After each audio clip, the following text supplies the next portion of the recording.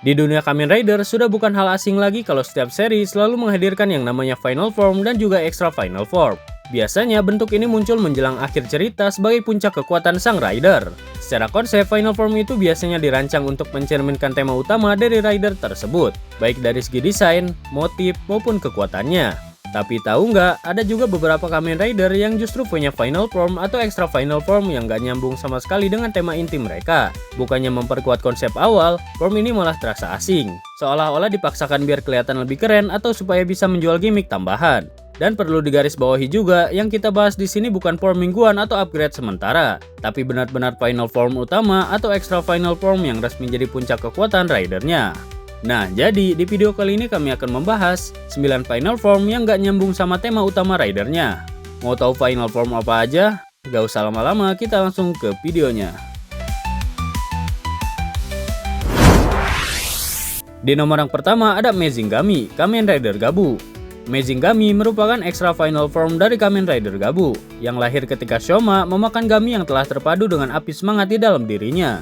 Transformasi ini dianggap sebagai puncak kekuatan Shoma, karena wujudnya merupakan hasil penyatuan sempurna antara Over Mode dan Master Mode. Menariknya, Amazing Gami menjadi satu-satunya form berbasis permen yang dimiliki Shoma tetapi tidak menampilkan elemen makanan sama sekali pada desain tubuhnya. Hal ini cukup berbeda dari identitas utama Kamen Rider Gabu, yang sejak awal selalu menghadirkan ciri khas bertema makanan pada armor-armor sebelumnya. Secara visual, Amazing Gami tampil sangat gagah dan memancarkan aura yang lebih serius dibandingkan wujud sebelumnya. Namun justru disinilah muncul perbedaan yang menonjol, karena desainnya terlihat tidak lagi sejalan dengan konsep inti Gabu sebagai rider yang bertemakan makanan. Hal ini mungkin bisa terjadi karena beberapa partnya mengambil dari armor milik rider lain, seperti Kamen Rider Reprise untuk bagian armor atas hingga bawah, dan Kamen Rider Geist untuk bagian suit kostumnya, yang pada dasarnya mereka ini bukan berasal dari seri dengan tema makanan. Akibatnya, meskipun secara estetika luar biasa, Amazing Gami tetap terasa seperti keluar jalur dari konsep inti Gabu yang bertemakan makanan. Di nomor yang kedua ada Rainbow Gachard, Kamen Rider Gachard. Seperti yang kita ketahui, sebagian besar wujud Kamen Rider Gachard memiliki konsistensi tema yang sangat jelas, yaitu serangga khususnya belalang serta elemen kereta yang menjadi ciri khas utama dari sang rider.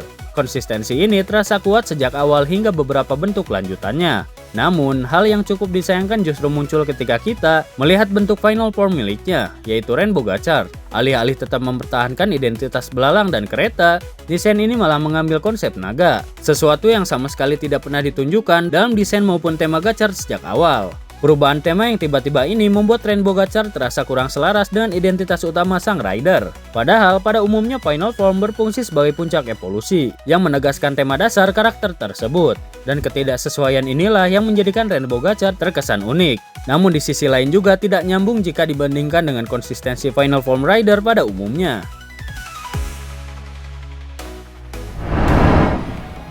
Di nomor yang ketiga ada Tycoon Bujin Sword, Kamen Rider Geats. Bujin Sword merupakan final form milik Kamen Rider Tycoon yang dapat diakses melalui Bujin Sword bakal yang ia peroleh dari Sumuri. Ketika Tycoon menggunakan form ini, bukan hanya penampilannya yang berubah secara signifikan, tetapi juga kepribadiannya ikut mengalami pergeseran, menampilkan sisi dirinya yang lebih tegas dan juga serius. Hal yang paling menonjol dari bentuk ini adalah temanya. Seperti yang kita ketahui, base form Tycoon sejak awal mengusung konsep ninja sebagai identitas utamanya. Namun pada saat memasuki final form, tema tersebut berubah menjadi prajurit samurai. Pergeseran ini cukup mencolok, sebab ninja dan samurai dalam budaya Jepang merupakan dua identitas yang berbeda bahkan cenderung berlawanan. Jika ninja identik dengan gerak bersembunyi-sembunyi dan taktik rahasia, sedangkan samurai dikenal dengan kehormatan, aturan, dan pertarungan terbuka. Perbedaan dasar inilah yang membuat Bujin Sword terkesan tidak sepenuhnya selaras dengan identitas awal Tycoon sebagai seorang ninja. Meski demikian, dari segi desain, form ini tetap mendapat banyak pujian karena tampil gagah, elegan, dan menjadi salah satu wujud paling ikonik sekaligus menawan di seri Kamen Rider Geats. Di nomor yang keempat ada Nago Fantasi, Kamen Rider Geats. Dalam seri Kamen Rider Geats, salah satu female rider yang cukup menonjol adalah Kamen Rider Nago. Ia ikut serta dalam desain Grand Prix dengan menggunakan beat form sebagai wujud utamanya. Bentuk ini sangat erat kaitannya dengan karakter Nago yang berprofesi sebagai idol, sehingga tema musik khususnya beat menjadi identitas utama yang konsisten sepanjang ceritanya. Namun ketika Nago memperoleh final formnya, terjadi perubahan tema yang cukup drastis. Identitas musik yang melekat padanya sejak awal digantikan dengan konsep fantasi. Pergeseran ini menimbulkan kesan kurang selaras, karena tema beat dan fantasi merupakan dua hal yang sangat berbeda. Jika beat lebih mempresentasikan musik, ritme, dan energi idol, sedangkan fantasi justru membawa nuansa magis, imajinatif, dan jauh dari akar karakter Nago sebagai seorang idol. Meski demikian, ada alasan kuat di balik perbedaan tema ini. Final form tersebut sebenarnya bukanlah bentuk yang sepenuhnya lahir dari identitas Nago, melainkan warisan dari keluarganya, lebih tepatnya dari Kosei Kurama. Oleh karena itu, wajar jika tema yang diusung lebih condong pada akar keluarganya, bukan pada identitas idol yang ia bangun sendiri. Dan kata lain, final form Nago terkesan unik karena memadukan kisah personalnya dengan warisan keluarga, walaupun pada akhirnya terasa kurang menyatu dengan tema awal yang sudah melekat pada dirinya. Di nomor yang kelima ada Evility Live, Kamen Rider Reprise. Kamen Rider Live merupakan sisi baik dari Kamen Rider Evil. Keduanya memiliki tema utama yang sama, yakni hewan kelelawar, yang mempresentasikan makhluk malam dengan kesan misterius dan juga gelap. Sejak awal, konsistensi ini cukup jelas terlihat karena baik Live maupun Evil dibangun dari basis yang sama, hanya berbeda pada arah kepribadian dan juga moralitasnya. Namun hal menarik sekaligus membingungkan muncul ketika mereka mencapai final formnya, yang tercipta dari hasil penggabungan antara Live dan juga Evil. Alih-alih mempertahankan konsep kelelawar yang sudah konsisten sejak awal, bentuk final ini justru mengambil tema burung gagak. Memang benar, gagak dan kelelawar sama-sama makhluk yang berhubungan dengan langit dan identik dengan kegelapan. Tetapi secara simbol dan identitas, keduanya merupakan dua hewan yang berbeda. Keanehan ini semakin terasa ketika di film Reprise Forward. Kita diperlihatkan bentuk baru Live dan Evil yang kembali mengusung tema kelelawar. Hal ini membuat keputusan penggunaan gagak pada final form semakin membingungkan, karena jelas menunjukkan adanya ketidakkonsistenan dalam pemilihan tema. Mungkin gagasan untuk menggunakan gagak sebagai tema final form berakar dari bentuk Holy Life yang lebih dulu menghadirkan konsep gagak putih. Meski begitu, tetap terasa janggal ketika sebuah final form justru meninggalkan identitas dasar yang sejak awal sudah dibangun dengan konsisten. Dan hal inilah yang membuat final form Evility Live terkesan unik, tapi di sisi lain kurang nyambung dengan tema utama rider tersebut.